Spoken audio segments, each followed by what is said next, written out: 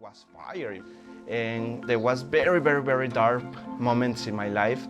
My only escape was I take the PlayStation 2 and I start to play God of War. And I realized that we have a lot of connections. Kratos is fighting against the Sister of Fate about change his own destiny. And I take more personal for me and say, like, if a Kratos can change his own destiny, I can do it. I can do my own destiny too. What makes a fictional character, a god, resonate with us? Or more so, resonate with me? It's definitely not the god part that's relatable. I mean, if we look at Kratos' quote-unquote resume, from being a father, a husband, and a brother, all the way to being a general in the Spartan army, a war leader, very little of this man's journey strikes empathy with me. Well, the thing is, it's not his roles that define the man he is. It's more so how his actions deal with the situations and the responsibilities of his roles. Does that mean his decisions affect him and the ones around him positively towards a greater good, making him the ideal moral compass?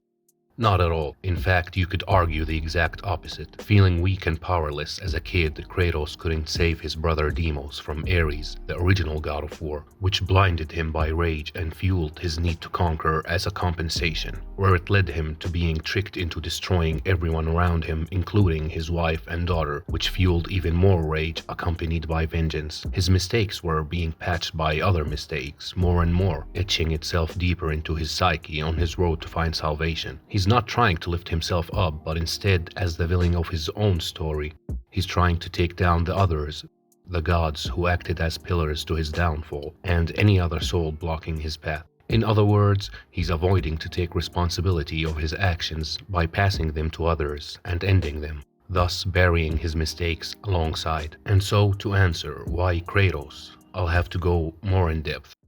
Going back to when I was about 10 years old, growing up in a financially unstable family to say the least, I'll forever be grateful for my parents who did the most they can and beyond to make sure we've had everything we needed. And I'm not just talking about necessities like food, shelter, and care. No, I'm talking about my dad having numerous debts and liabilities and still buying me the PlayStation 2 along with a TV at that age. And after I've played God of War at my friend's house and instantly got hooked on it, it was an easy decision that God of War would be the first game I've ever bought on the PS2. I've had it on the last day of school before summer's break, where I've spent the entirety of the next day playing it. While my friends were hanging outside, I was indoors clutching my controller from start to finish. That's where my first fascination with Kratos started. Simply his ability to get things done, whether his ways of doing it was justified or not. I think that's the thing with Kratos. It's not about how far is the length of mortal dilemmas he's willing to break. In fact, that's not even a part of his equation. What he cares about is fulfilling his vengeance in any ways necessary. I guess as a kid I wanted to return the favor for my parents and pay them back for everything they've done for me, by any means necessary, one way or another, where I found inspiration by walking in Kratos' shoes, or flip-flops for that matter, all in a sense of what would Kratos do. A part of what lights my excitement is the exaggerated odds Kratos faces and conquers.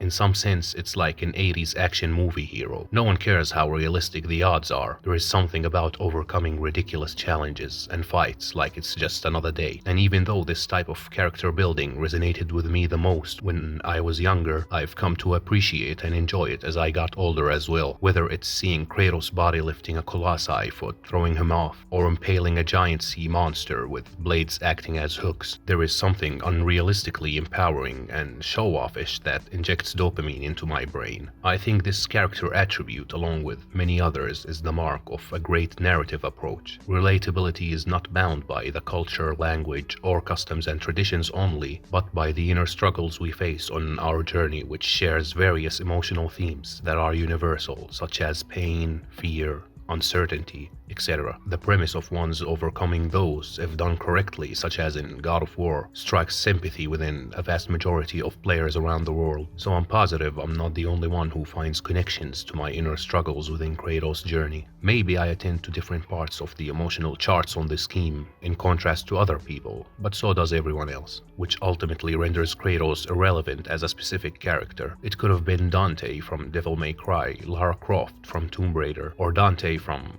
Dante's Inferno, or any fictional character for that matter, with an emphasis on fictional, because as adults we maybe get influenced or inspired by more realistic sources such as a person who achieved a certain goal, or maybe it's a book, or someone you care for. But as a kid, our creative imaginations withholds our ability to process the excellence of information and individuals in the mundane world. In other words, my developing brain needed fantasy, because fantasy can be whatever I want it to be. It doesn't bow down to the rules. As a kid, these rules could be as simple as going to bed early, brushing my teeth, or going to visit my aunties. After all, killing gods doesn't abide to a bedtime. But the thing is even as an adult, I'm still intrigued and fascinated by Kratos, within a more realistic narrative, but nonetheless. Maybe it's the relevance of characteristics such as anger, which I had a lot of growing up, or maybe it's pure nostalgia where I just yearn for the time period itself. And it's funny because in a weird way I envy my younger self on how much naive confidence and strength I had that Kratos built into my character. I know it's not exactly useful in a sense that these attributes didn't age with me all the way till now, but they definitely helped me break some barriers as a kid.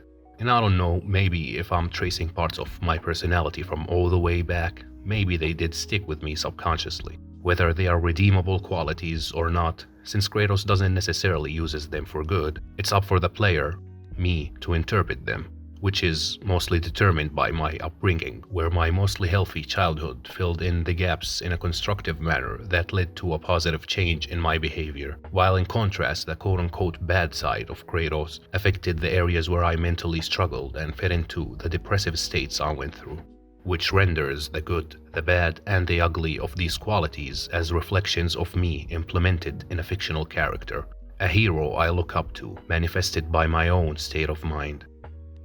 Either ways, I'll forever cherish the shelter these values gave me at some point or another.